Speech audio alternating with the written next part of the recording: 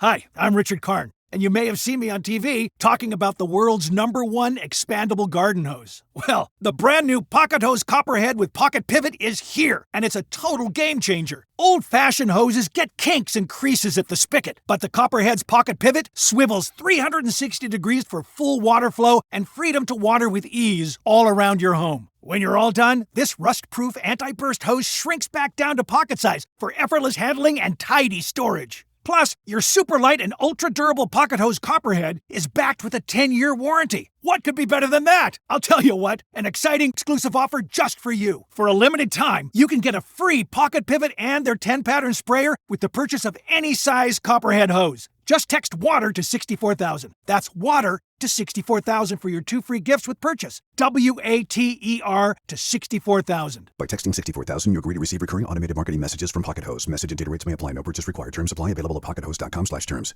Ready to make a real impact every day?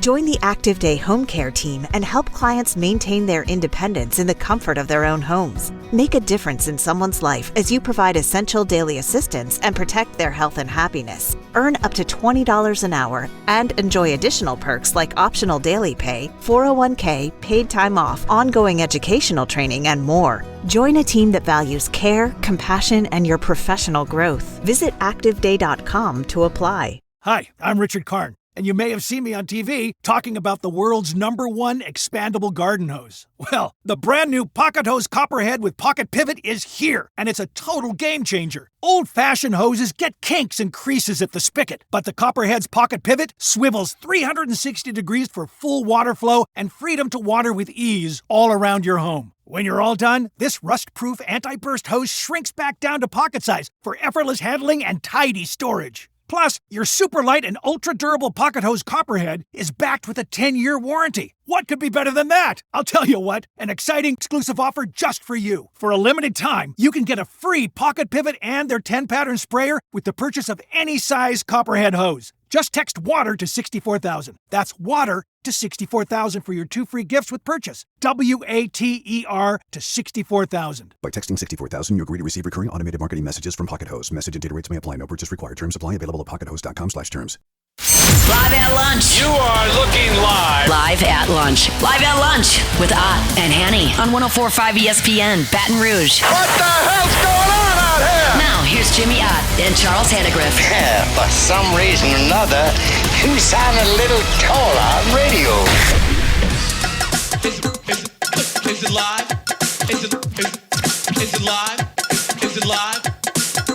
Is it live? From Roca Pizzeria on Government Street in Mid-City.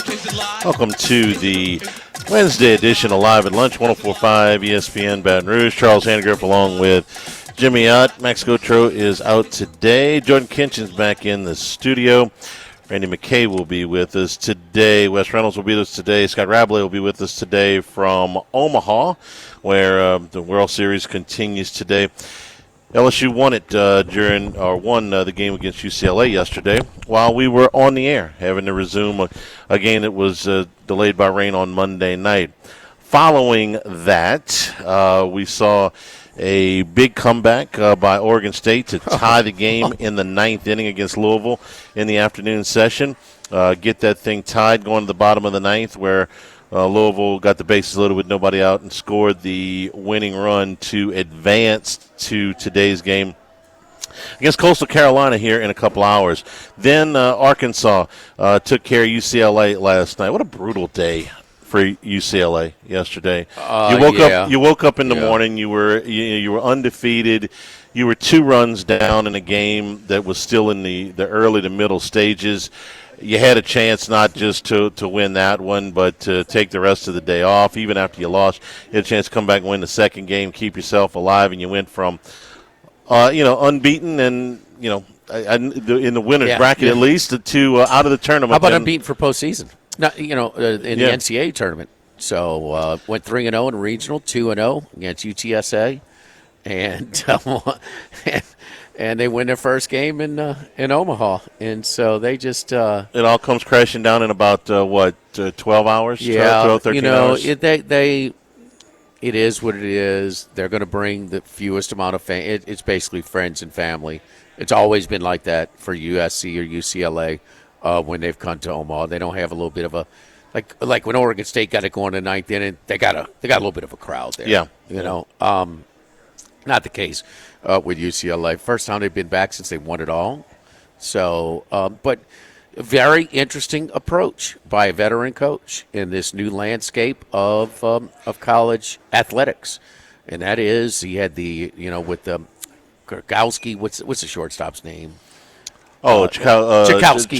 Chalowski. Yes, I mean it's Rock Chalowski. Yeah. Of course, it's Rock Chalowski. Yeah, so be a good linebacker, wouldn't he? But he, absolutely. I mean, Dick Butkus. I mean, They had the number one recruiting class in the country. They played them all last year. Took their lumps. Look at their record last year. It's terrible. 19 wins last year. Terrible. And they come back, and they're all sophomores this year. And they're just still – now this is just to get a taste was good, and now they got really something to build upon. But so this run and this taste of Omaha, the routine of it, just the whole aspect of it, especially a team like UCLA where they're buried in the number 2 media market, they get zero coverage.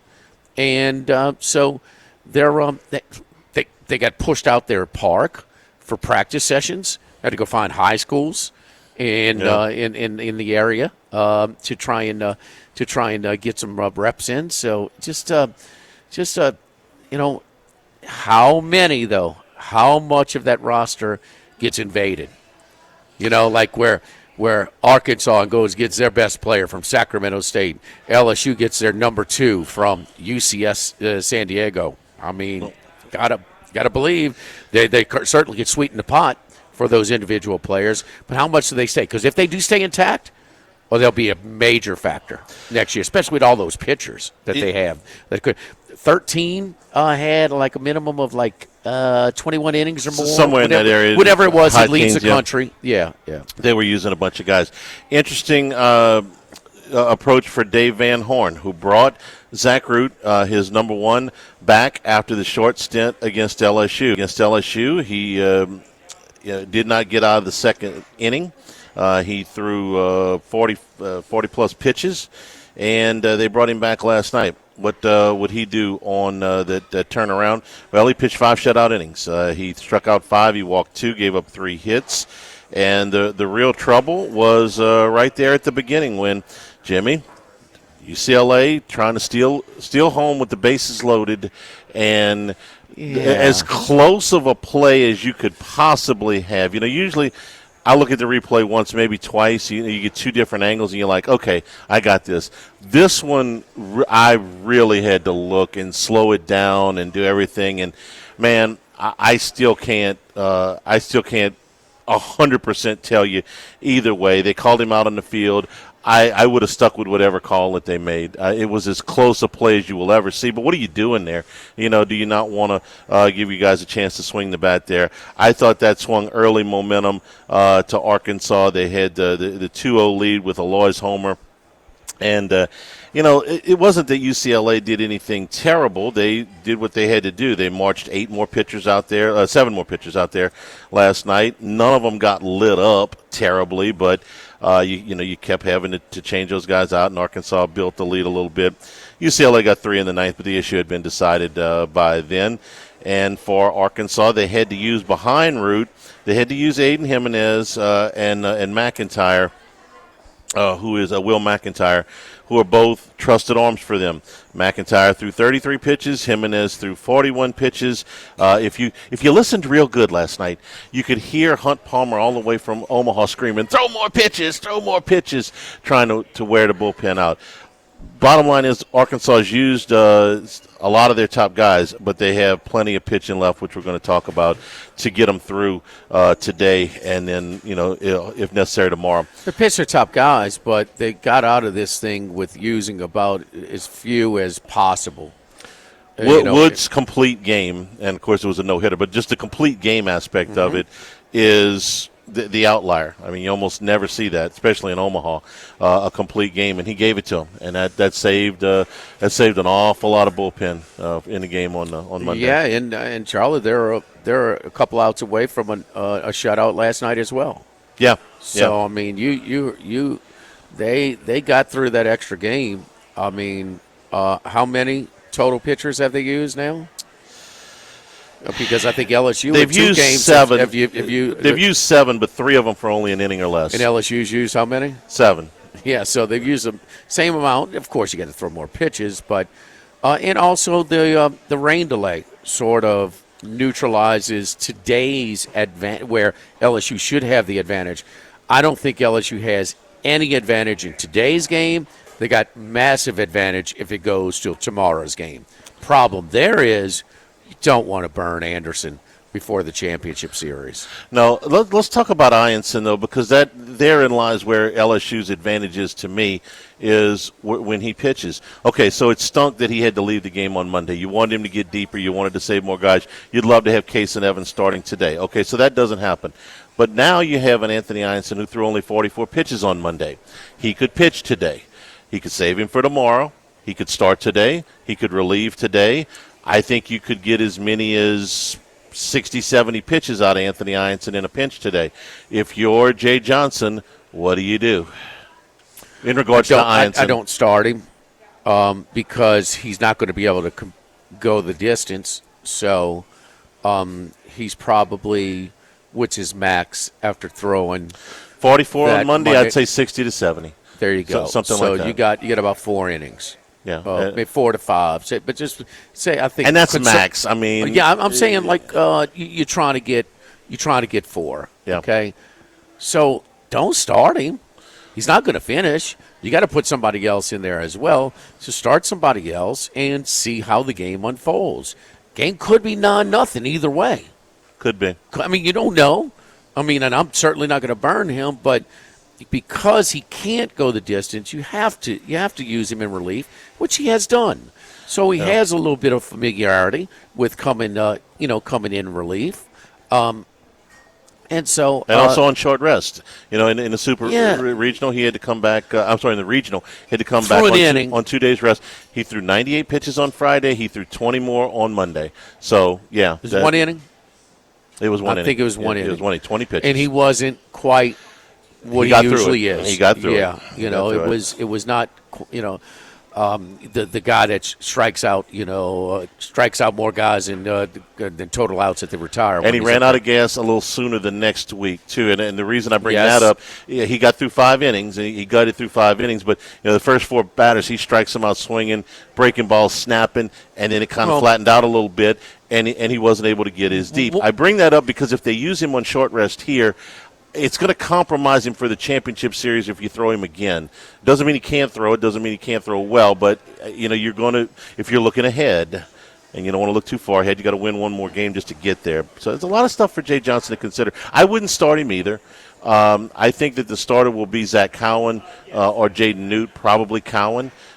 He pitched well against Arkansas in the series. He threw 3 shutout innings in LSU's win in the Friday. Hi, I'm Richard Karn. And you may have seen me on TV talking about the world's #1 expandable garden hose. Well, the brand new Pocket Hose Copperhead with Pocket Pivot is here, and it's a total game changer. Old-fashioned hoses get kinks and creases at the spigot, but the Copperhead's Pocket Pivot swivels 360 degrees for full water flow and freedom to water with ease all around your home. When you're all done, this rust-proof anti-burst hose shrinks back down to pocket size for effortless handling and tidy storage. Plus, your super light and ultra-durable Pocket Hose Copperhead is backed with a 10-year warranty. What could be better than that? I'll tell you what, an exciting exclusive offer just for you. For a limited time, you can get a free Pocket Pivot and their 10-pattern sprayer with the purchase of any size Copperhead hose. Just text WATER to 64,000. That's WATER to 64,000 for your 2 free gifts with purchase. WATER to 64,000. By texting 64,000, you agree to receive recurring automated marketing messages from Pocket Hose. Message and data rates may apply. No purchase required. Terms apply. Available at pockethose.com/terms. Ready to make a real impact every day? Join the Active Day Home Care team and help clients maintain their independence in the comfort of their own homes. Make a difference in someone's life as you provide essential daily assistance and protect their health and happiness. Earn up to $20 an hour and enjoy additional perks like optional daily pay, 401k, paid time off, ongoing educational training, and more. Join a team that values care, compassion, and your professional growth. Visit ActiveDay.com to apply. Hi, I'm Richard Karn. and you may have seen me on TV talking about the world's #1 expandable garden hose. Well, the brand new Pocket Hose Copperhead with Pocket Pivot is here, and it's a total game changer. Old-fashioned hoses get kinks and creases at the spigot, but the Copperhead's Pocket Pivot swivels 360 degrees for full water flow and freedom to water with ease all around your home. When you're all done, this rust-proof anti-burst hose shrinks back down to pocket size for effortless handling and tidy storage. Plus, your super light and ultra-durable Pocket Hose Copperhead is backed with a 10-year warranty. What could be better than that? I'll tell you what, an exciting exclusive offer just for you. For a limited time, you can get a free Pocket Pivot and their 10-pattern sprayer with the purchase of any size Copperhead hose. Just text WATER to 64,000. That's WATER to 64,000 for your 2 free gifts with purchase. WATER to 64,000. By texting 64,000, you agree to receive recurring automated marketing messages from Pocket Hose. Message and data rates may apply. No purchase required. Terms apply. Available at pockethose.com/terms. Game. He has not pitched well since. Big ballpark. A lot of starting experience. Playing a little smaller today. Yeah, it played smaller yesterday with the 5 home runs in the 2 games, and it will play smaller today, right, with the wind blowing out. But I would send him out there to start. You've got Jaden Newt. You've got Cooper Williams, who threw 21 pitches yesterday, who could come back against the lefties. You have Chase Shores, who only threw 11 pitches yesterday. I think you could extend Shores to as much as, 2 to 3 innings if necessary today. I wouldn't start Ianson. I would be really tempted if they got to the 7th or 8th inning with a short lead and these other guys used up. I would bring him in then to close this thing out if they have the lead, if they have a short lead. I would be shocked if he starts him. So It's just a matter of wear and relief that you bring him in. If it is competitive, which probably will be, you bring him in middle innings, 1, 2, or 3, 3 or less, give or take, winning or losing, probably so. But the one thing we do know, if you lose today, Anderson's starting tomorrow. Yeah. And that's the same thing with Coastal Carolina. Both Coastal Carolina and LSU, and I know LSU's got the budget, they got everything, they got the history. Coastal got a little history too, but these are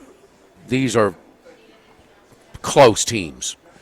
LSU looks way better coming off the bus, but these teams are close, and both are in similar situations, and that is Coastal wants to save Morrison till the first game Saturday.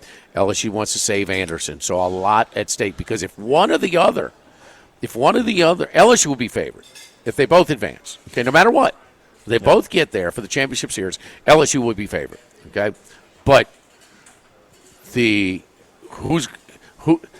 if one saves their ace and the other doesn't, advantage, a sizable advantage to that team. Absolutely. Now for Arkansas, what do they have left? Well, we're expecting to see Landon Bydolshis today, and I worked on pronouncing that all morning. How do you spell that?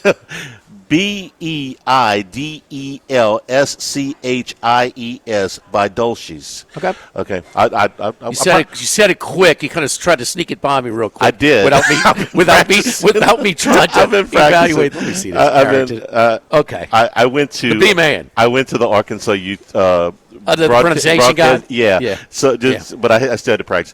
He pitched in Game 3 of the LSU-Arkansas series. It was a game Arkansas won, but Bydolshis did not get very deep in that game. He threw 2 innings, gave up 4 hits and 3 earned runs, 4 strikeouts.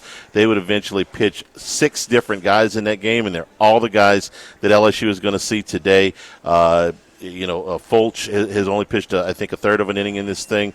Jimenez pitched 40 pitches yesterday. I think you could see him a little bit today. You've got, again, a full bullpen worth of guys. Everybody that came in behind Bydolshis did not give up a run except for Jimenez. He gave up 1. That was in the last 7 innings of the game. Kason Evans started that game for LSU, didn't get out of the 4th, and LSU lost. That was the 3rd game of the series, 7-4 to Arkansas at Alec Box. That was on May 11th.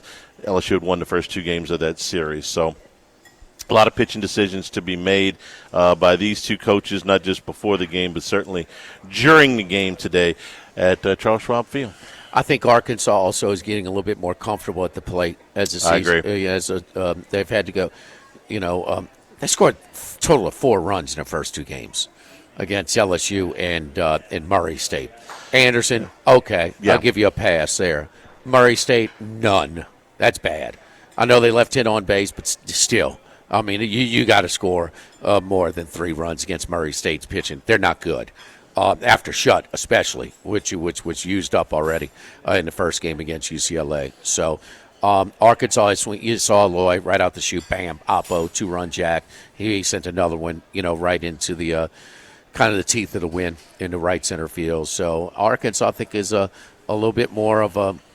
They're just I think they're going to battle at the plate. I think it'd be more of a challenge at the plate than what we've seen. But yeah, a lot of momentum broken as soon as you got first and second, nobody out. You get nothing out of that with UCLA in the top. I thought LSU settled in with the bats better yesterday too. Oh, LSU was knocking the ball around. I'd be surprised if today's game was 4-1. It's a deep staff. I understand them kind of outclassing the starter, but every one of those pitchers that came in for UCLA, LSU had looked real comfortable in the plate in the box. Don't forget, over here at Roca Pizzeria, we're on Government Street in the heart of Mid City. Our happy hour is Tuesday through Friday. Now we're closed on Mondays, but our happy hour is Tuesday through Fridays from 2 to 6 p.m.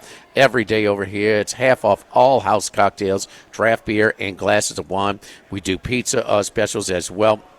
We got select pizzas, pepperoni, 4 cheese, classic cheese, and the margaritas are all half price during our happy hour. Half the antipasto, the different baked goat cheese, citrus olives, the Roca meatballs, the fried mozzarella sticks, and the black truffle popcorn are all half price as well over here at Roca. Our chef's lunches have been very popular here at Roca. Half sandwich served with a salad or a half a side for just $16. Sandwiches include the meatball, the Italian hero, and me and Max's favorite, the chicken cutlet. Salad and sides can see Caesar Sensation, the grana fries, grilled broccolini, or the fingerling potatoes. And also our Roca specials for this month.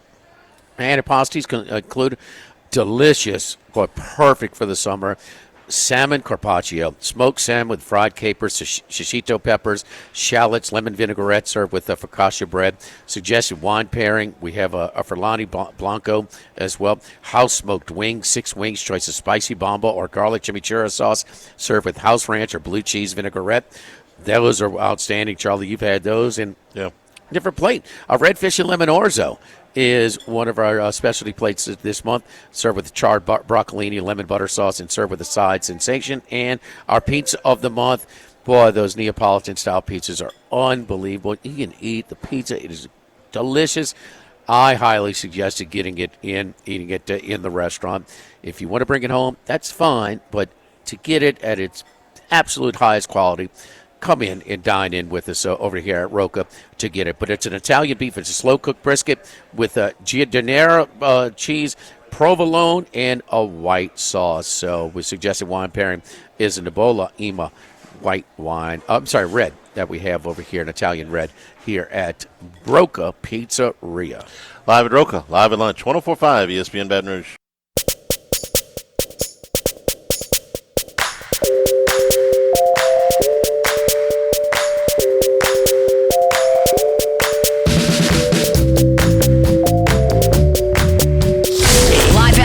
With Ott and Hanny from Roca Pizzeria on Government Street on 104.5 ESPN, Baton Rouge. Remember, you can always get the show on demand, LouisianaSports.net, 104.5ESPN.com. New Handycast with me and Dan Canterbury.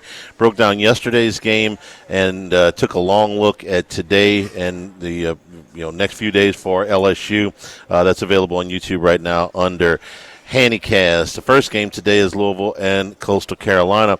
Jimmy, Louisville and Oregon State made it interesting. Yesterday was an eventful night. I don't remember a game like that. Yeah. I mean, you're down 3 runs going into 9th inning. Not only do you score 3, but you got bases loaded, nobody out. Yeah. And you don't score. Anymore. And then they come back and score pretty easily. And they had the bases loaded with nobody out to get that run. Yeah. Brutal day for the unders, if you had them. I mean, okay, LSU, that deserved to go over. So still the unders are 5-2-1, all right? Yeah. But Oregon State's under 11 at 6-3 going to 9th, okay? You could have taken, plus 2.5 runs, which I did, at over plus 200. All right. I mean, you could. Yeah. I mean, Arkansas UCLA under 9.5 was 5-0 in the ninth. And it sails on. So I mean, it's 5-4-1, but you had some real tough ones in that. The one that just went over easily, and it should have, was UCLA and LSU. But it's college baseball. They'll kick it around. They'll halt people. They'll take pitches that hit them square in the shoulder, whatever it is. But that was wild, and that was what Coastal wanted. Coastal wanted a competitive. Ready to make a real impact every day? Join the Active Day Home Care team and help clients maintain their independence in the comfort of their own homes. Make a difference in someone's life as you provide essential daily assistance and protect their health and happiness. Earn up to $20 an hour and enjoy additional perks like optional daily pay, 401k, paid time off, ongoing educational training, and more. Join a team that values care, compassion, and your professional growth. Visit ActiveDay.com to apply. Game where you had to go to the pen. How many total pitchers were used for Louisville? I'll play total in the game, like 15. It was 7 for Louisville, and for Oregon State it was about that many. So I mean, this is their second. And look, their game on Sunday, on Father's Day, they're down going into the 8th inning by multiple runs against Miami. So they've had 11 total. 11. Two really tight elimination games that you've had to use every bit of your pitching, and it's not as deep as Arkansas. Arkansas's pitching going into today is in much better shape. It's better to begin with and in better shape, coming the same path as Louisville. So Coastal's in a great spot, but they don't want to pitch Morrison. They don't want to pitch Morris. They got the 2 available. They got the 3 available. They've got 11 arms that they use regularly anyway. But Louisville, something about the jitters are completely gone. I just think they can be a little competitive.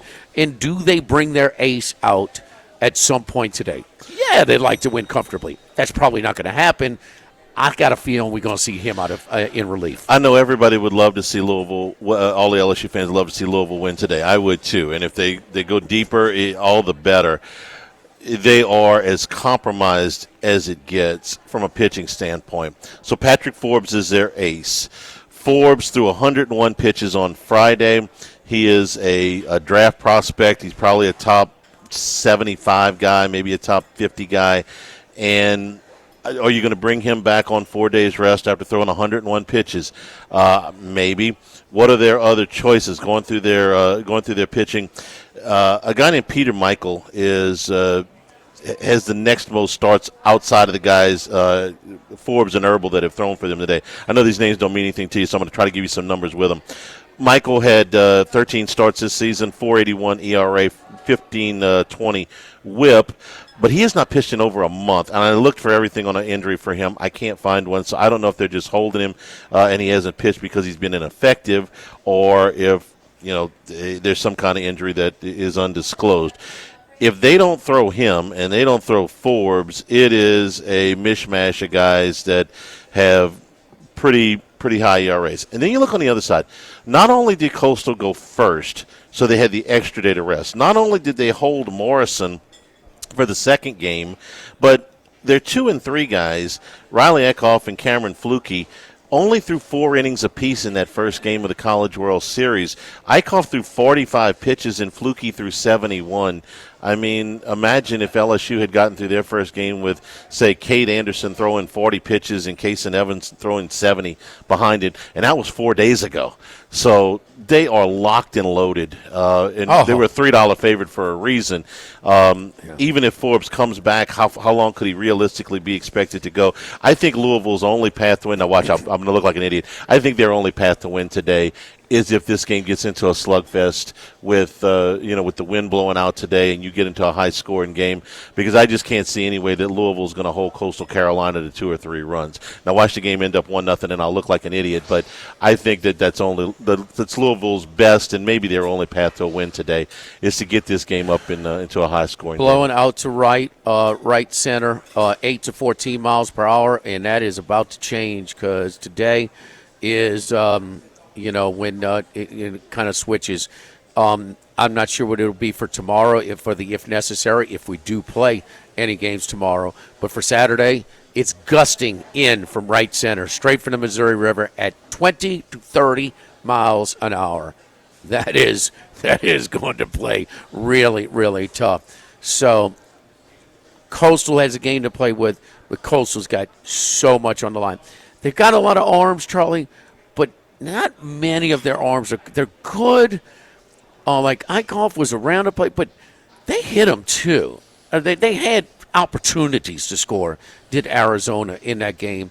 He just doesn't walk anybody if he comes in. But the arms that I see out of Coastal after Morrison, they're not a super overpowering like crazy stuff where they're just gonna you're gonna be overmatched. Louisville is comfortable. I hate betting overs in this part, but I can see this going way over. Yeah. I really can. I think Louisville's getting comfortable with them. That was really impressive how they came back when they blew the game, and then they come back and, man, their approach at the plate. Alisea, he drew it was a borderline pitch, but he got the 3-2 call. He got on board. But he's going to work you. He's a little guy. He's got a tight strike zone, but he's going to work you. They get on the bases. I could see some runs being scored in this first game. I agree. Here's the other thing that's on the line for Coastal. You win today, and you are sitting so pretty with 2 more days huge. off. But if you lose, okay, if you lose and you run Eichhoff and or Flukie out there, then do you bring Jacob Morrison back tomorrow? I think you have to. But it's on 3 days rest after 109 pitches, man. You're going to be compromised, even that big guy. So you go from, if you lose this game, you go from sitting pretty to, oh man, I got a call to make here. Well, then he may be when I first think about it, because he's their ace, but you're right, he started 2 days later than an ace would in his tournament, so he can't go his normal distance. Mm-hmm. So he can't go the distance, start off with other guys.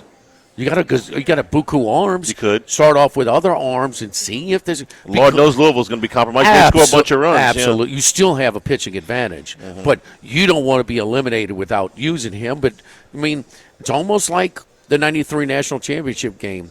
Dryford was available, but Dryford couldn't go long. But LSU scored 2 in the first and about to score 2. He came in the second. Before it got really out of hand, they hit him too, actually, that day. But he is quick. He is there in case you get in any sort of trouble in that game. But, yeah, that's a great point because he doesn't have the normal 5 days rest. He's got 3. Yeah. So he's not going the distance, so why not try and get as much as you can with the other guys? And is there a chance with that deep pitching staff that they beat Louisville? They're still going to be close to a $2 favorite, even if Morrison doesn't throw one pitch. That's right. So I don't know who would pitch. 18 more innings for Louisville right now is hard to navigate. They got 11 guys. He's got his pick, and so they would only play 3 games in a week to that point. So they would be in. Yeah, they would have a lot of options. It's just Morrison is by far their best. Coastal's a favorite for a reason. Yeah, but still not the favorite to win it all. LSU, because they're so public coming in. Okay. Don't forget our friends at Legacy Title. Chad Reynolds, the Legacy Title for all of you real estate closings, 296-0060. Full-service title company servicing all of South Louisiana. Our great team at Legacy Title, Ashley Bonham-Donald, Mariana Broussard-Hayes, Adrian Reese-Galata, Michael Platt, Natalie and Bradford Smith, buying, building, refinancing. Nobody chooses but you. Choose Chad Reynolds and Legacy Title, 296-0060. Live at Roca, live at lunch, 104.5 ESPN Baton Rouge.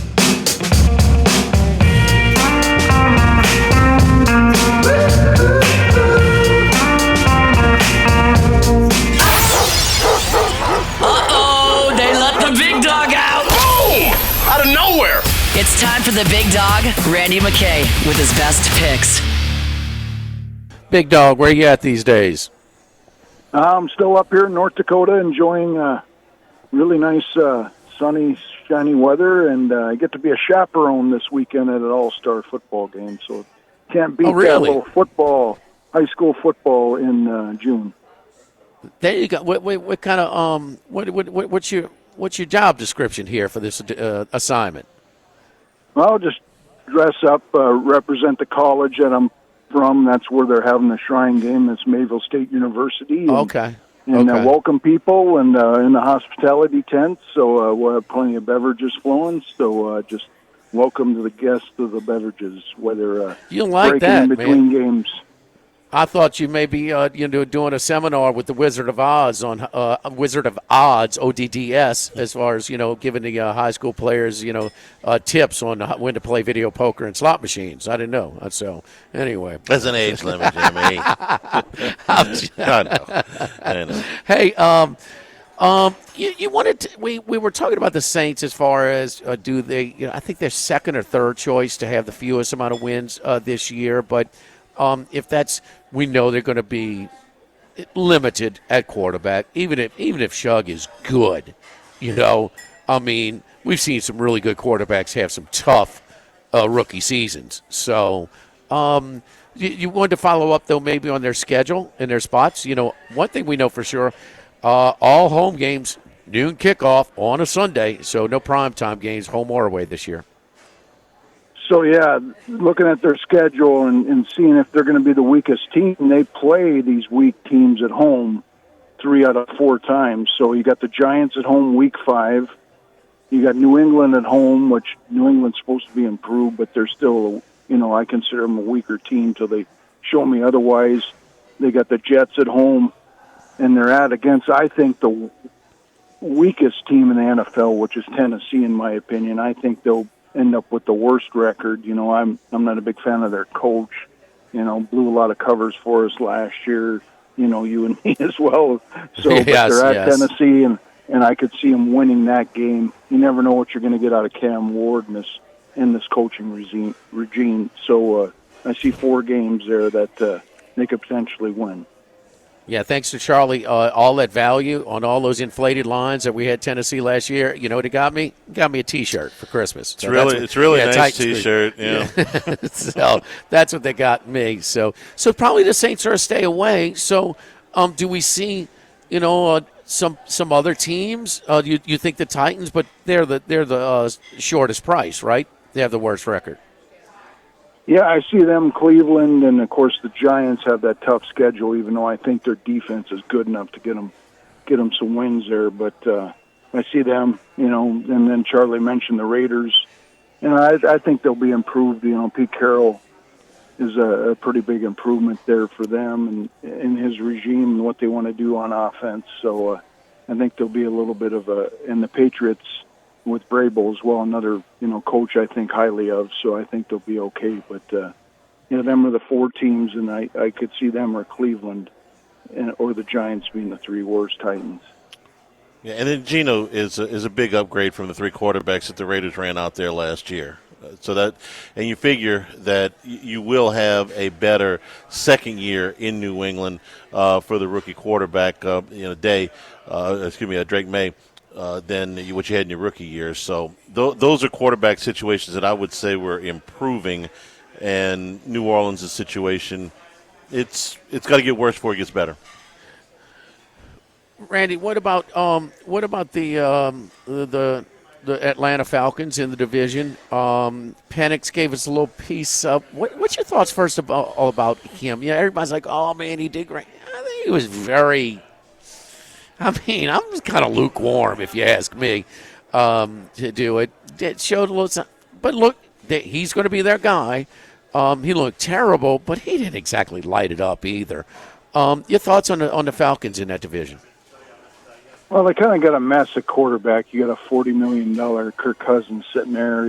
What are you going to do with him? And then, of course, you did get you got a little experience there for Penix, chance, but. What the team's going to rely on, and they have a good chance, is this number 7 ranked offensive line. Very good run blocking.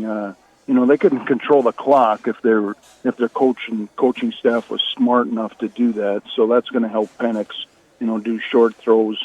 They did lose Drew Dahlman to the Bears. That was a big loss to this offensive line. And then, of course, as I just said, I'm not really high on this. Morris, I think he blew a couple games last year that they probably should have won. So that 8-win mark is tempting, but I'm going to wait till after, they got an early bye after the 4th week here after they play the Washington team at home. They got two on the road, 2 at home, and then they go on a bye before they play Buffalo at home. So that's a wait and see on the win total with them. this team did upgrade their defense a little bit. Their defense hasn't been very good the last few years, so they did through the draft. These guys look like pretty good players, so we'll see what they get there. And their defense was injured last year, so we'll see what happens. But this team, I just don't have no confidence in their coach, and I always look to bet against them or play the win total under. But just at 8, you can't do that right now. So getting back to the fewest wins, though, the Titans at plus 1,200 that's a decent price on the Titans. Yeah, 1,200. Yeah, I didn't look at the fewest win. There's a pretty limited market on that. Of course, everything's at DraftKings, but or FanDuel probably, and pretty limited market. Yeah. But yeah, if you can get 12 this to 1, is a DraftKings outlet at the Queen. I'm looking at Yeah, anything over 10 to 1, I think, is a pretty decent play on Tennessee if you can get that. And of course, looking at some of the stuff, we're at our dog days of summer now that hockey's over, so we'll be getting into football a lot. Charlie, so do I flip? I go completely pulling for the Titans every week to pulling against them every week? If you pull against them every week, I want money on Cam Ward to win Rookie of the Year because they're going to completely turn around on you. You know how that is. You try to cross the screens. But think about it, Cam Ward. Okay, he's the first pick in it. Okay, and he might be the best quarterback coming out in this class, but he is not a lock. No. By any stretch. No. And you're going to get, how's his supporting cast? We always talk about that. Huh? It ain't good, is it? Hell no. No, he's got a few receivers, but the line is not good, and the defense is awful. That's a lot. That's a big ask, man. His receivers are aging. They brought in Tyler Lockett. He's got Calvin Ridley. But, no, the Rookie of the Year, the bet is Ashton Genty from the Raiders. Well, that's fine, but, it's – I want to make it clear I was joking about my Cam Ward Rookie of the Year joke. That was just a dig at your love of the Titans. But no, they should struggle this year. They look like a 5-12 type team.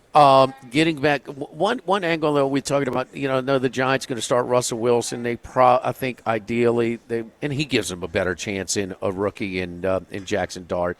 But more and more if they start off bad, they're pressured to play Dart.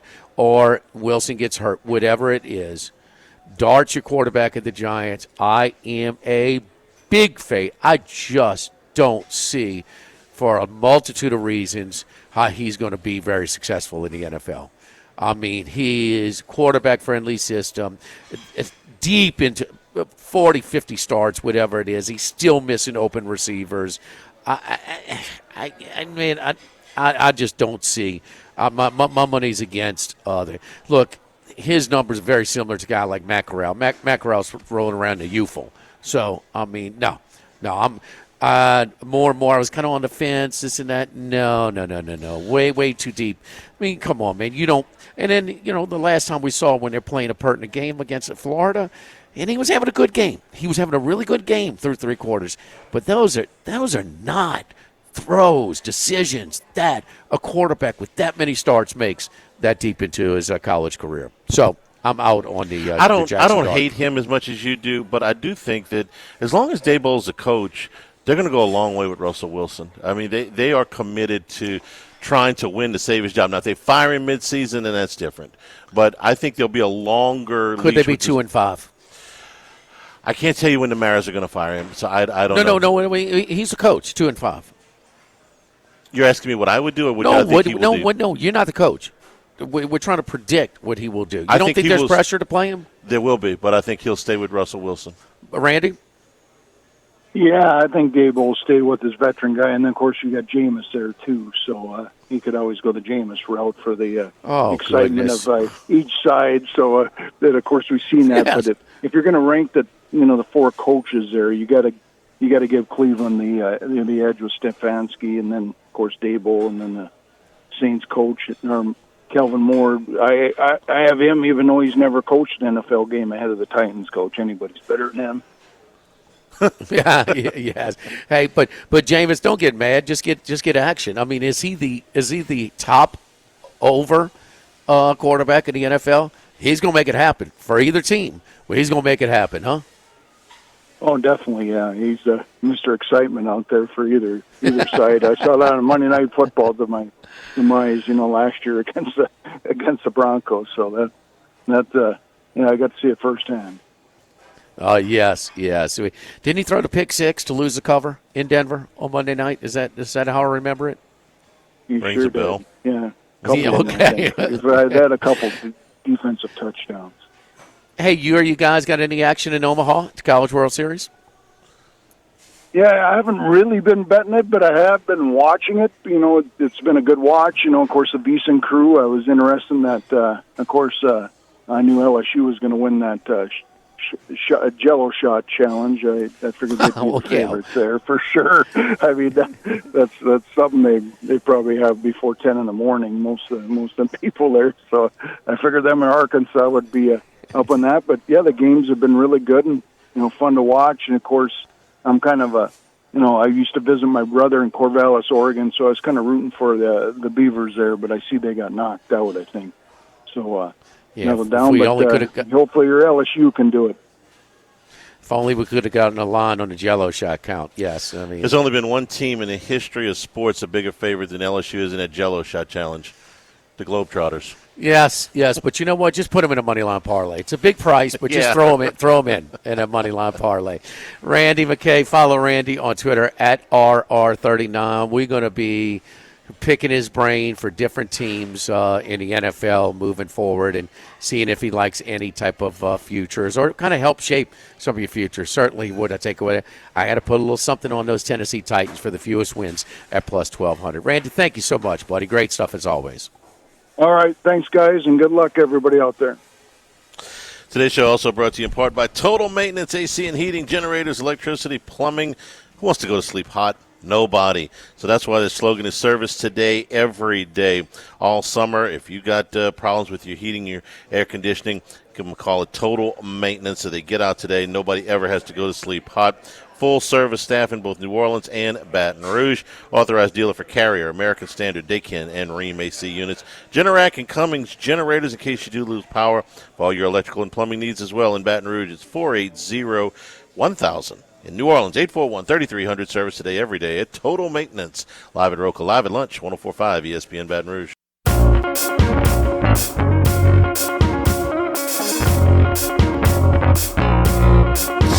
Live at lunch with Ott and Hanny from Roca Pizzeria on Government Street on 104.5 ESPN Baton Rouge. New Orleans Saints today announced their 2025 Hall of Fame class. The players going in, former Saints Brett Maxey and Tracy Porter. Everybody remembers where they were when Tracy Porter made that Super Bowl play, but also when he made the play in the NFC Championship game on Brett Favre. And the Fleur-de-Lis Award, which the Saints organization gives to individuals who have supported the franchise beyond players, coaches, or front office people. The Fleur-de-Lis Award went to Ed Daniels. And, boy, Jimmy, his wife, Robin, was there to talk today, which I haven't get a chance to listen to it yet. This happened just a little while ago. But what a great thing for Ed, who supported everything New Orleans sports from high school all the way up to the Saints. And it's still hard for me to get my head around the fact that, when you were on vacation last year, we had Ed on the show just a week before he left for training camp. Was supposed to leave for training camp. I heard him when I was in Del Mar. Yeah, listen to you guys. Yeah. And his boy, it's hard to believe we're going into football season and Ed's not with us anymore. But such a deserving member of the community to get the Fleur-de-Lis Award today from the Saints Hall of Fame. So yeah, Ed and I were pretty. It's just a mutual respect, I think, because we're both from New Orleans, both Catholic guys, but also it's had so many contacts within the high school football community, the coaching community in New Orleans, especially in the Catholic League. So, man, well-deserved. Good. That doesn't always happen, so I'm glad it did. Hour number 2, straight ahead at Rope.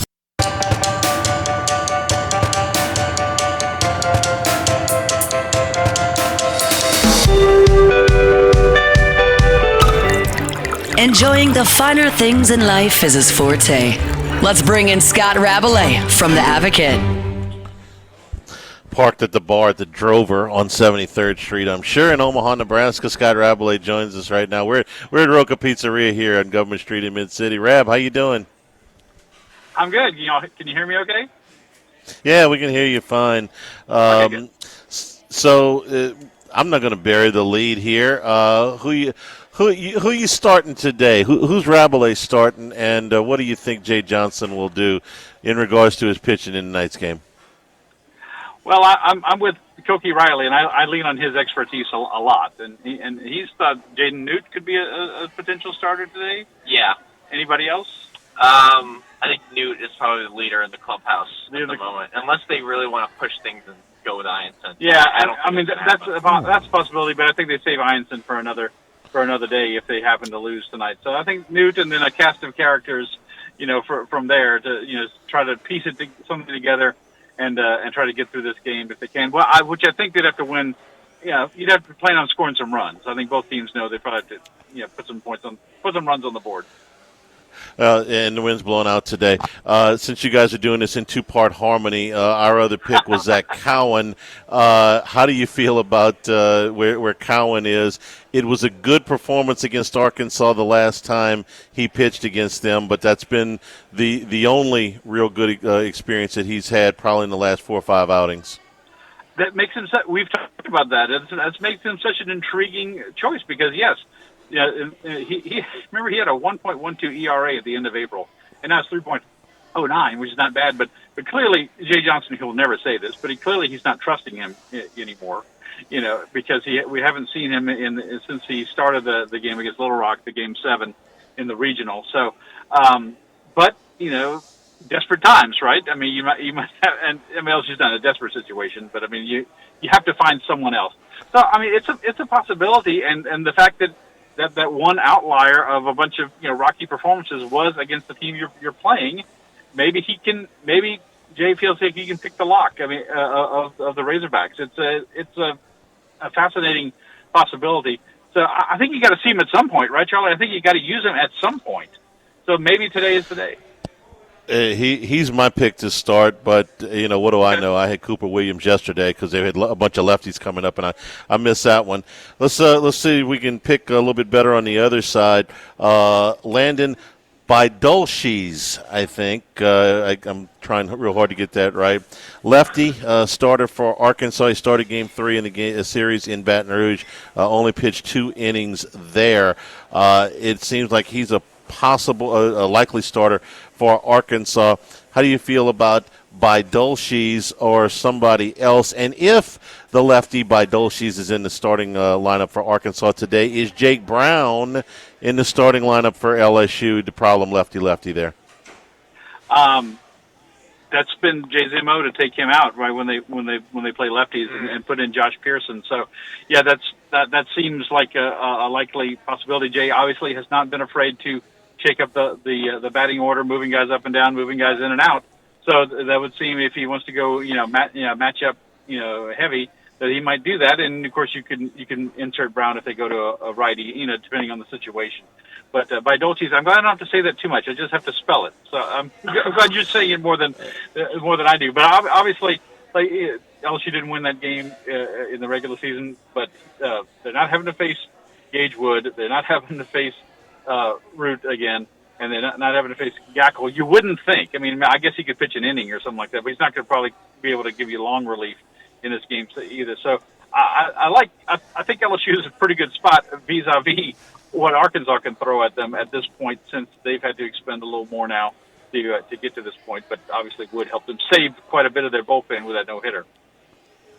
Seemed like the bats relaxed a little bit yesterday. It seemed like they were swinging a little bit more freely. Of course, they weren't facing pitching that was as good as what they saw against Arkansas on Saturday night. But when just about everybody, he had 8 out of 9, he had a hit, 5 guys scored runs, 5 guys drove in runs. It's finally that complete offensive performance that they've been searching for, that resulted from a lot of hits and not necessarily a lot of mistakes by the other pitchers. Yeah, that was good. I mean, it wasn't like in the West Virginia Super Regional where LSU didn't have a lot of hits. I think 8 hits and 10 hits in the 2 games. But West Virginia just made so many mistakes with walks and hit batters and things like errors and things like that LSU didn't need that many hits. But that was good. Double-digit hits, 12. And now they've scored 9 or more runs, I believe, in 5 of their NCAA tournament games so far. So I think the offense I don't expect that quite that kind of performance today. I think again the magic number seems to be 5 for LSU. If they can get to 5 and get decent pitching, I think that could be enough to carry the day. All right, let's let Koki weigh in on this as well, both of you guys. Multiple choice question here. Anthony Ianson is available, A, only if they have a lead after the 5th inning. B, only if they have a lead after the 7th inning. C, not available at all. I'm trying to gauge what you guys think his stamina might be if he pitched today. I think he's available, but late. That's my thinking. Koki? Yeah, 7th inning or later, maybe even just the 9th inning. Depends on the sort of lead they have, too. But, if they're going to use him today, it's going to be after the 7th. I'd be shocked if it was before the 7th. Maybe not shocked, but okay, so we're talking about 30 to 40 pitches on the high end is what you guys think. Yeah. I mean, it was that tweener kind of showing in the suspended game. He threw 44 pitches, which is it's not like Shores threw 10 against Arkansas on Saturday and is able to come back. It's enough to where you have to limit him to some degree. Yeah, absolutely. If it was 10, then he would just start this game. I don't, so without much of a question about it. So I feel like that he's if he's going to be available, it's going to be sort of in the role that we saw in the SEC tournament, right, where he comes in and sort of tries to shut the door on Texas A&M. I don't know if you guys got a chance. I'm sure you did to talk to Chase Shores after the game. Casey Evans after the game yesterday. I'm just so impressed with this season that he's put together, and it's starting to rival some of the great freshman seasons that we've seen at LSU because of the number of different roles they've asked him to fill, the pressure situations that they've asked him to fill, and he in no way goes about it in an unassuming manner. I remember when Aaron Nola was a freshman, it was anything to get the guy to show any kind of emotion. That's just how he was. Evans he reminds me more of Chad Oje, with that fire that, man, you're going to have to come Doug beat Thompson. me out. Yeah, Doug Thompson. And for a freshman, man, that's a big ask. I'm just wondering if you guys had a chance to talk to him after the game yesterday and your thoughts about what he said. We did. You're puzzling Koki with that Chad Oje reference, though, Charlie. It's a little before his maybe time. a little bit before him, yeah. Right. Koki's Trust me, he was a bulldog. Hey, Ben was pretty fiery on the mound, too. Yes, he was, yeah. We did. Evans came to the post-game news conference and spoke briefly. Look, clearly Jay Johnson loves him. Why do you not? I mean, in the last 6 weeks, he's started games. He's helped you in long relief, like he did yesterday. He's done that a couple of times, and he's closed games for you. I mean, he's just done everything they ask of him and just seems really mature, really level-headed. Just talking to, not what he says, but the way he says it, just talking to him, he just, like I said, the right stuff, he just maintains an even strain. He just doesn't seem to get, his pulse is never going to go too high. And, I'm impressed with him, and why would you not, and I tried to ask Jay, I mean, I wouldn't say, hey, Jay, you expected William Schmidt to be doing this, and now Casey Evans, you don't know what a freshman's going to do, how they're going to react. I didn't ask him that way, but that's kind of what I was getting at. And, they didn't quite expect this, but they're sure glad to have it. Koki, any thoughts on Casey Evans? Anytime, if he just keeps the ball in the lower half of the zone, he seems to be unhittable, right? Because he can tear that fastball with that split changeup, and it just keeps hitters guessing and off balance consistently. So, add in that slider, and you sort of have a pitcher who can get hitters out on both sides of the plate, and the way he can command the ball in these sort of situations is just so impressive. I mean, there were a couple weeks there where he didn't quite have that, but once he's been able to get this extra rest, the extra rest leading up to the regional, the extra rest leading up to Omaha, he's just been lights out. I mean, the guy's been just unbelievable for them. I'd like to know what you guys think of anything you pulled from Jay Johnson that might not be obvious to us just watching on TV or reading what you write, because 2 years ago he had no margin for error after going into the loser's bracket, and every pitching move he made worked, and every hitting move every defensive move he made worked. And in the the regular season this year, boy, he was right way more than he was wrong. And here in this postseason, he's had to make decisions with Anthony Ianson. He's had to make decisions after rain delays. And once again, he seems to be pushing just about every right button. I'm wondering if you guys got a feel for his comfort level, because, boy, from over here, it sure looks like he's got a strong handle on his team as you possibly could.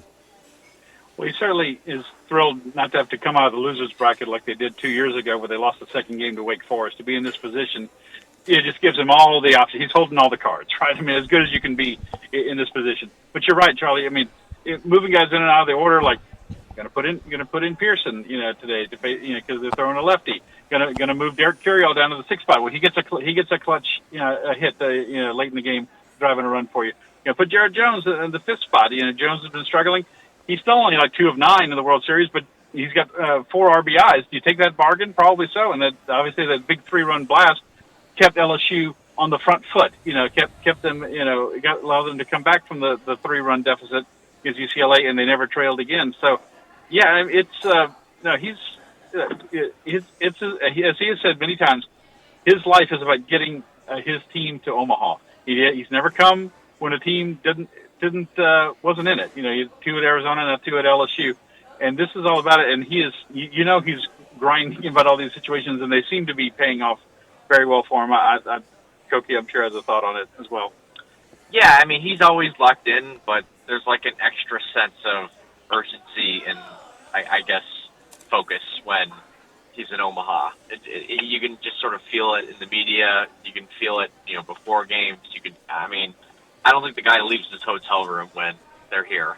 It's not just put the tray outside the door. Thank you. Yes, exactly. Yeah, it's not just the games too. It's also like recruiting in the portal and trying to get these freshmen to sign for next year's team. So all he does all day is work, and I think that even not only goes up when he's here in Omaha. All right, Scott, before we let you guys go, appreciate Koki weighing in here as well.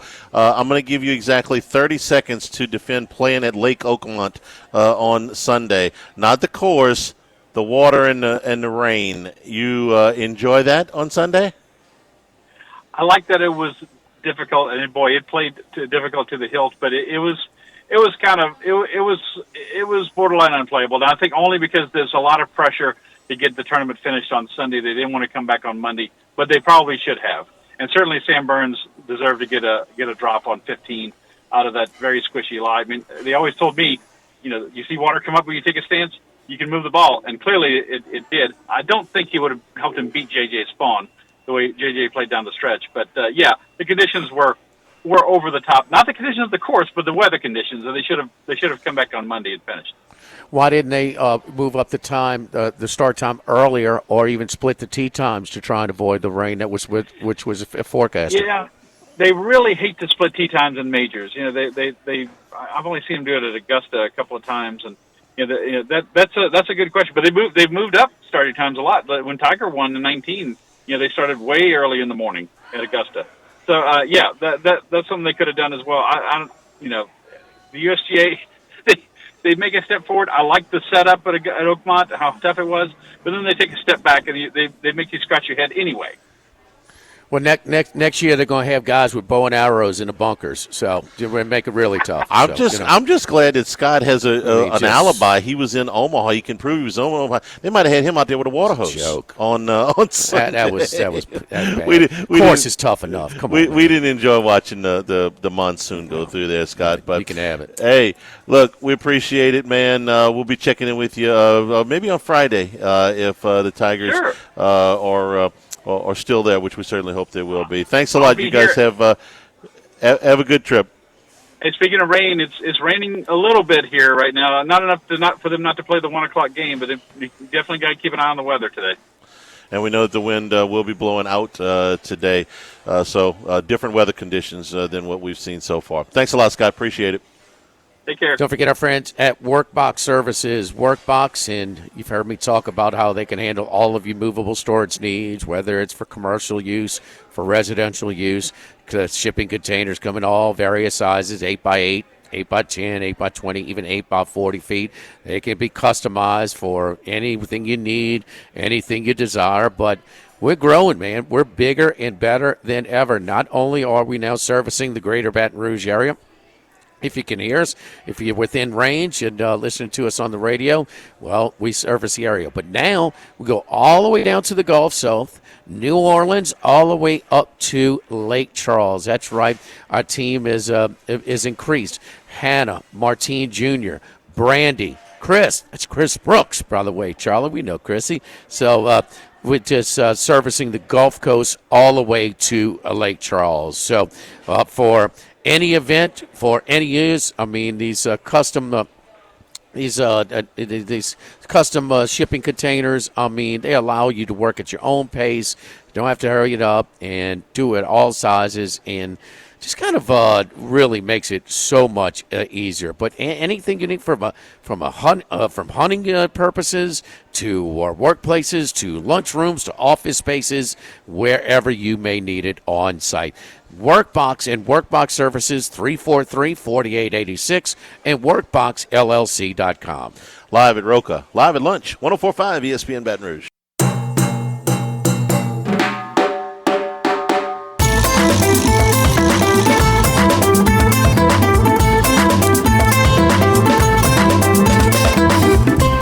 East, north to south, but we're heading west. It's Wes Reynolds from VSiN. Wes, how you doing, buddy? I'm doing all right, man. We're still hanging by a thread there in the NBA Finals. Maybe one foot in the grave and one on a banana peel, but still breathing. Friday was a big one. Were you at the game, and what did you think of Friday's game? Yeah, I was at the game, and look, I thought they were going up 3-1. When they're up 10, at the start of the fourth quarter, I think we're going here, and then you could just slowly kind of see the momentum change. It was almost like a little bit of death by paper cut.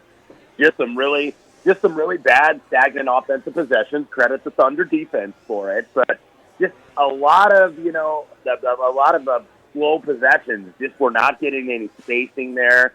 And the Thunder were taking it away. There'd be times where the guards, whether it's Tyrese Halliburton, whether it's Andrew Nembhard, would drive. Then they'd have to go out and reset and take a bad look at the end of the shot clock.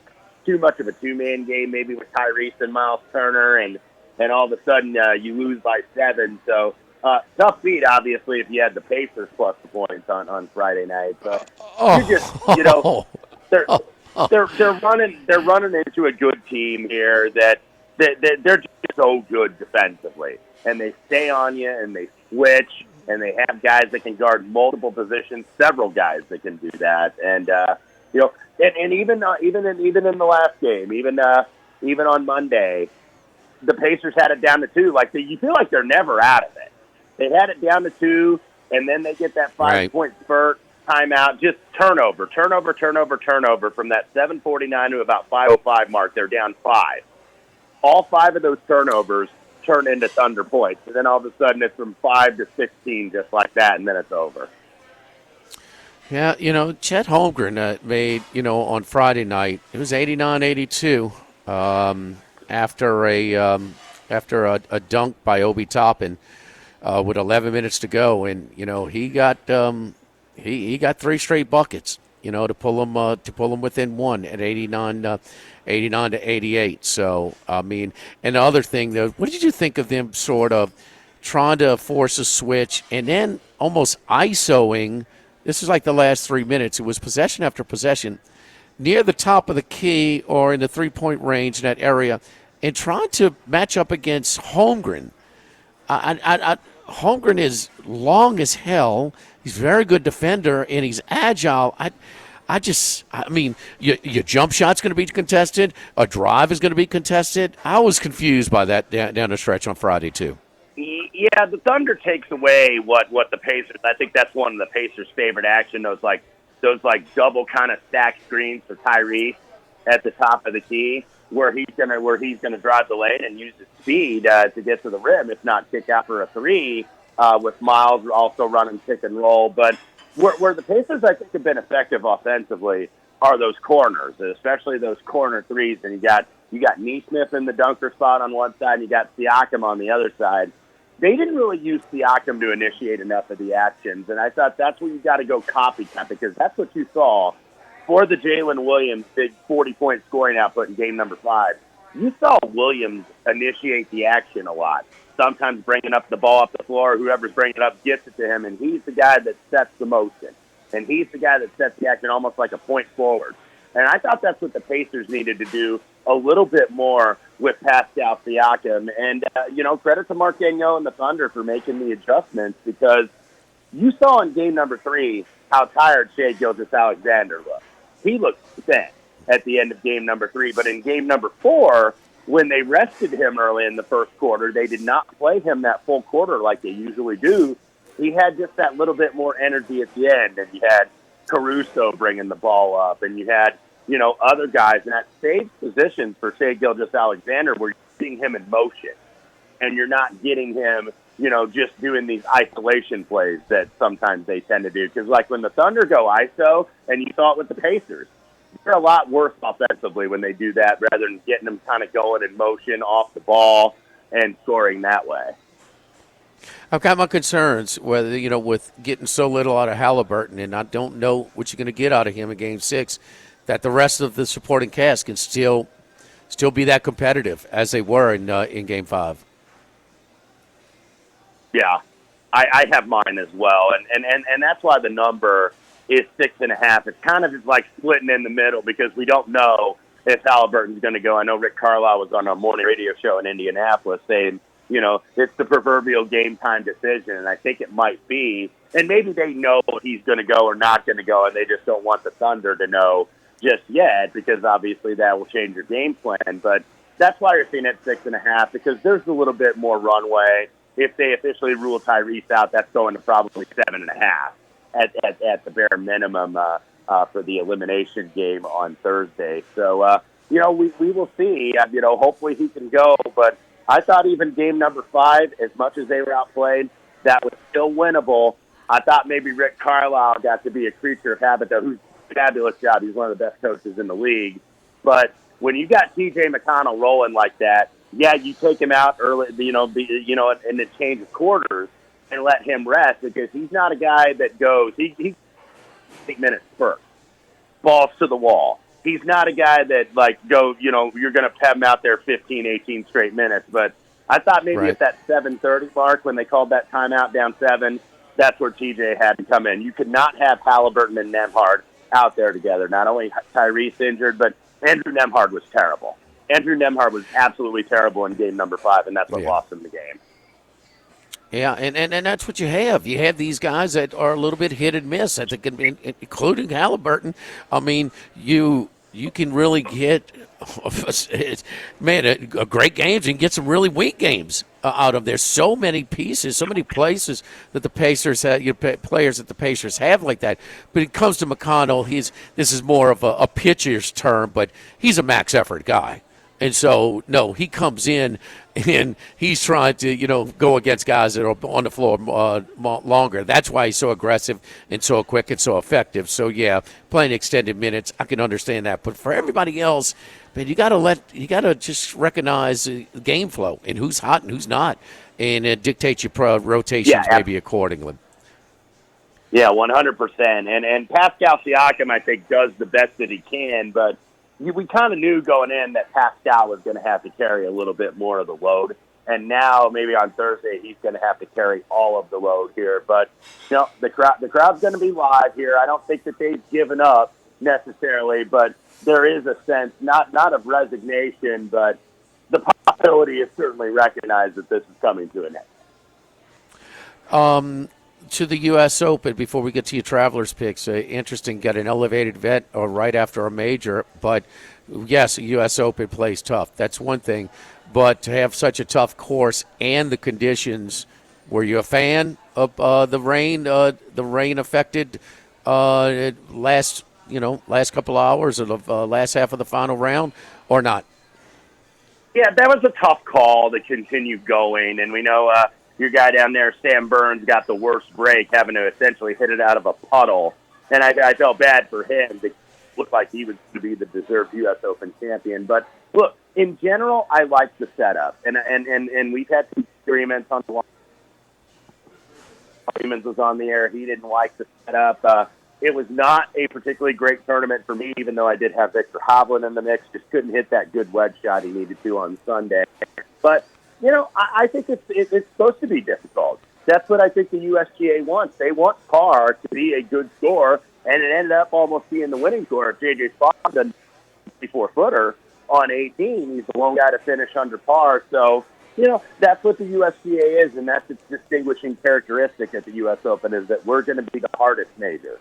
This is not like the Open Championship where some years 2 under par wins and some years 22 under par wins. So, play the course as it lies, as the RNA does. But, yeah, I didn't think it was a totally unfair setup. I just thought it was a bad break with the weather that maybe caused some havoc down the stretch on Sunday.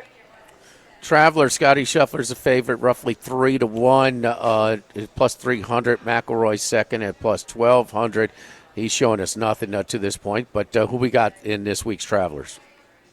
Yeah, I'm going to try to beat Scotty again and probably regret it like I did last year when we had Tom Kim in the playoff go down to his buddy Scheffler. But I started with Colin Morikawa at 18-1.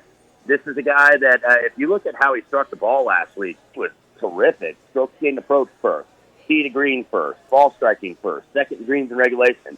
So how the hell did he finish T23? Well, because he lost nearly 9 strokes with the putter, which was the worst performance on the greens he's ever had on the PGA Tour.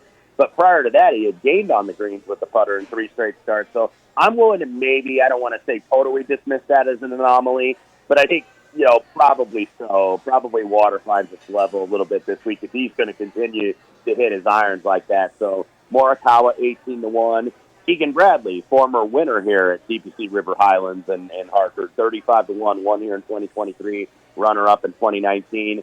2 top 10s right before the U.S. Open, 7th at the Memorial, 8th at the PGA. He is, of course, the Ryder Cup captain. Now we're going to get more Ryder Cup discussion because J.J. Spawn locked himself into a spot winning the U.S. Open. He's now 3rd in points, so he's going to get one of those guaranteed spots. But Keegan Bradley's played solid golf this year, but I think he maybe justified picking himself in a player captain role. He's going to have to win here in short order, and this looks like a good spot where he can do that, being that he's done it before. So Keegan Bradley, 35-1. Russell Henley, another guy that's in that Ryder Cup mix, 40-1. Top 10 at the U.S. Open last weekend, won the Arnold Palmer earlier this year. He's been top 3, actually, heading to the final round in this Travelers event 3 times on 7 appearances. Hasn't finished there, of course, but much better player now is Russell Henley at 40-1. And then 2 at 50-1. Cameron Young, I'm gonna go back to our old buddy Cameron Young, who, had not played very good golf to start the year, but he's had 5 pretty good weeks now. T4 at the U.S. Open, inside the top 7 now in 3 of his last 5 events. I think his game might be coming around again. 9th here at the Travelers last year. And then Daniel Berger, we've been chasing him a little bit, 50-1. Hasn't played this event since 2019, but was the runner-up to Jordan Spieth in a playoff here in 2017. Another top 5 here. Very good on these teeth die designs, which are, hit towards the trouble off the tee to set you up an easier second shot. If you play conservative, the second shot is a lot tougher. So Daniel Berger, 50-1, and then Tom Hoge, 125-1, who missed the cut on the number last week at the U.S. Open, but gained 4.5 strokes at the ball striking, would have rated top 5 in the field. He's won on these shorter courses before, including at Pebble Beach in 2022, and this is a short course that puts premium on iron play about a little over 6,800 yards up there at River Highlands. Morikawa, Keegan Bradley, Russell Henley, Cam Young has shown us some signs. Berger and Hoagie, Wes's picks. Follow Wes on Twitter at Wes Reynolds 1. Let's get to Game 7, Wes. We couldn't do it on the ice last night. Let's do it tomorrow night in Indianapolis. Thank you, buddy. We'll talk to you next week. Yeah, let's do it together. Let's get the Tigers in the final in Omaha, too. There we go. Let's go. Thank you, Wes. Great stuff, as always. Don't forget, running a business can be difficult enough without the right relationship with your bank. With United Community Bank's local business bankers, you're not just a number, you're a partner. Contact Heath Meir, Nicole Glover, Hunter Creed, David Campbell, David Henry, Prentice Wilkes, Discuss how we can help your business today. United Community Bank, member FDIC, equal housing lender. We got consensus golf picks coming up, plus we got the starters for Louisville and Coastal Carolina. That's coming up at the top of the hour. Live at Roca, live at lunch, 104.5 ESPN Baton Rouge.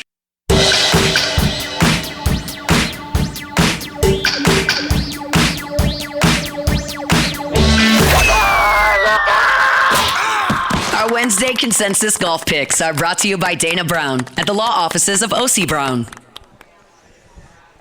All right, Charlie, here we go. So you heard Wes's picks. All right, here's Max's picks from the wisdom teeth surgery room. So these are before he's put under or whatever gas. What do they do? What do they do? Knock it. Well, they give you choices. If they do it the way they did it with me when I was a teenager, they said, and when they said, "Would you like this?" and you say yes, that is your automatic answer. You get a little the gas, you get a little pill to relax you before that. There's a local. There's all kind of stuff. Okay, take it all. That's my that is my advice if you're having wisdom teeth pulled. All right, here is Max's picks. He's going with Justin Thomas, JT, who missed the cut at Pittsburgh at the U.S. Open. He's looking for him to bounce back here. He also has Russell Henley, and these are with Scotty Scheffler. These are not without Scheffler. Ben Griffin. So Griffin, he was kind of hanging around a little bit. Just kind of lurking around. Never could put together a serious charge, though, on Sunday. Hideki Matsuyama is another one of Max's pick. I see Batia, Tom Kim, and Harry All. So Justin Thomas, Russell Henley, Ben Griffin, Hideki Matsuyama, Ashley Batia, Tom Kim, and Harry Hall.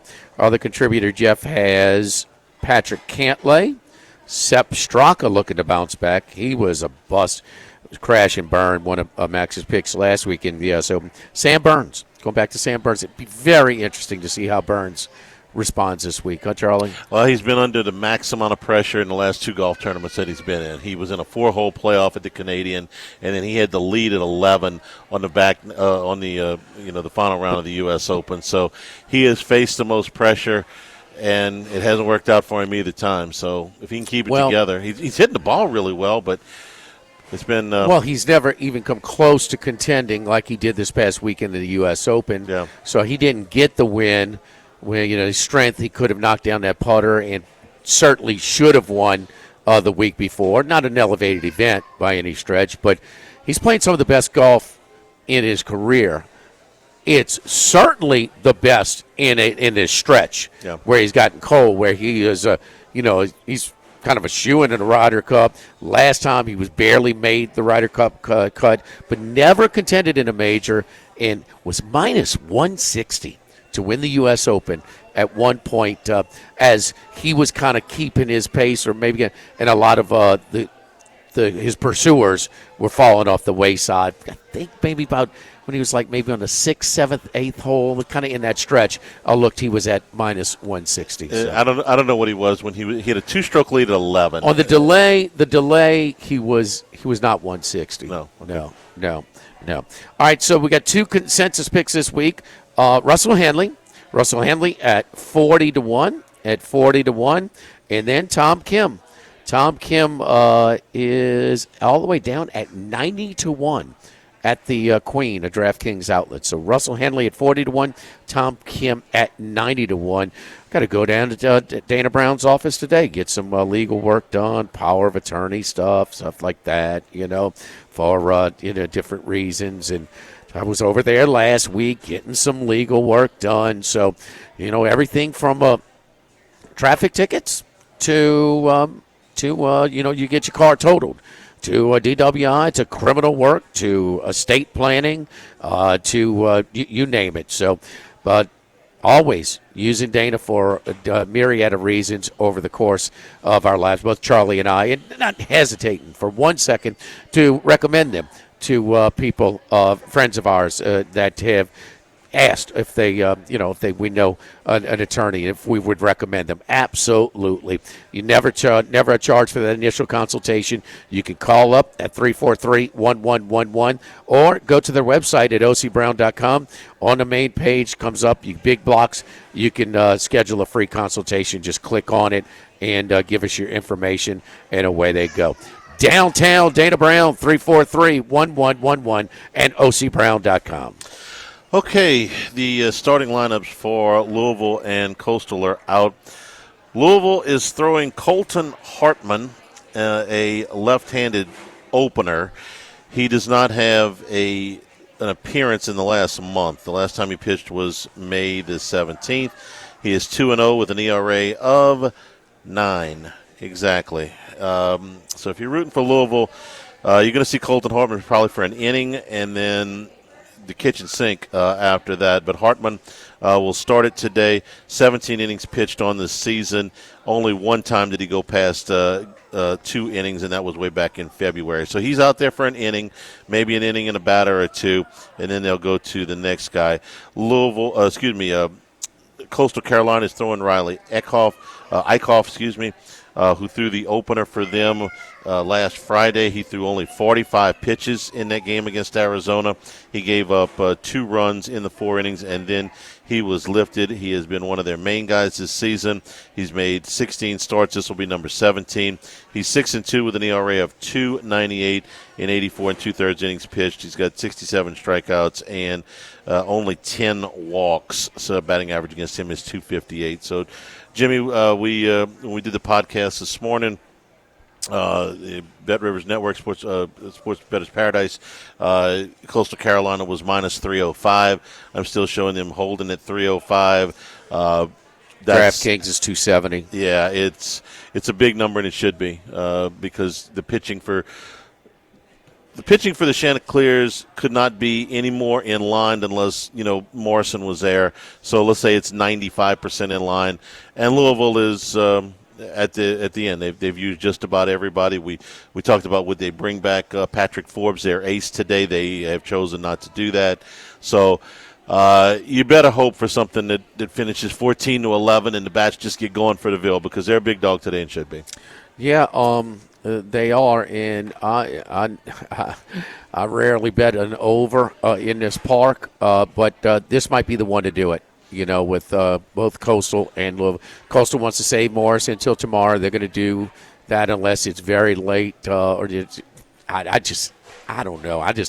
Very little scenarios that can unfold where they will use him at all. Louisville, look, they start an opener. They're trying to get 100% on in sync with you. 1, maybe 2 innings is what you're trying to get out of them, but that's where they have to pick. They're going to bring back their Friday starter here for this game. It's going to be deeper into the game, very much like Ianson. I don't think Ianson is a consideration to start at all. But in relief, it's a different story. Speaking of LSU and Arkansas as well, you're seeing a lot of variance in that line as well. Anywhere from minus 120 to minus 148. The Arkansas Razorbacks are the favorite. Keep in mind, Coastal and LSU, the 2 teams that are in the driver's seat, are both home teams. You think Arkansas is a bigger favorite today than I thought they would be, at least with the 148.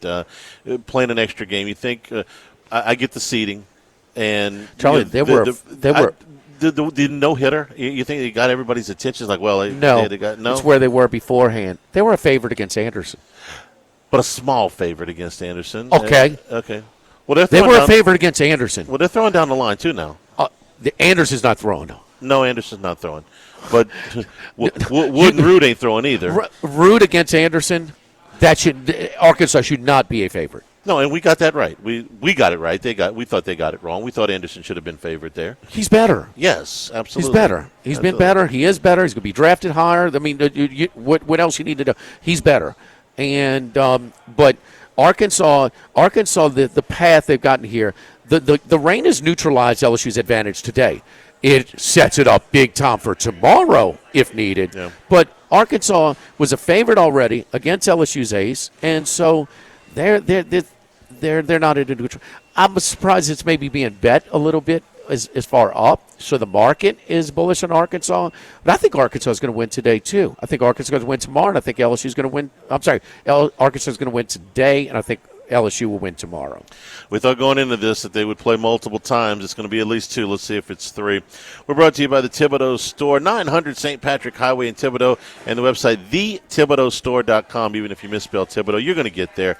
Thibodaux Store, always able to help you with those home improvement projects. If you don't know what you're doing sometimes, don't count on a YouTube video. Instead, talk to the experts at the Thibodaux Store. They can make sure you're not wasting time and money on unnecessary supplies or procedures that don't work real well. Very friendly staff. They're always able to help you out. So those small plumbing jobs, a little bit of woodworking, they've got power tools, hand tools, a huge selection of any kind of tool that you would need at both the Thibodaux Store and the Pierre Part Store. Lumber available for delivery out of the Pierre Part Store. And once you get that work done, maybe your outdoor work, you want to have that patio dressed up. Patio furniture, lots of grills, griddles, the big green egg cookers are available too. At the Thibodaux Store, 900 St. Patrick Highway in Thibodaux, and online, thethibodeaustore.com. Belated Father's Day gifts are also welcome to go. It's load up at the Thibodaux Store. You still begging? Yes. Rain, come on. We got to hurry up and finish this show. Get a bite to eat over here at Roca because we got to go hit Webb Park. I mean, it's pouring down. Let's go play some golf. Perfect. Yeah, let's go. We'll play just like the pros. Very favorable lies. Live at Roca, live at lunch, 104.5 ESPN Baton Rouge.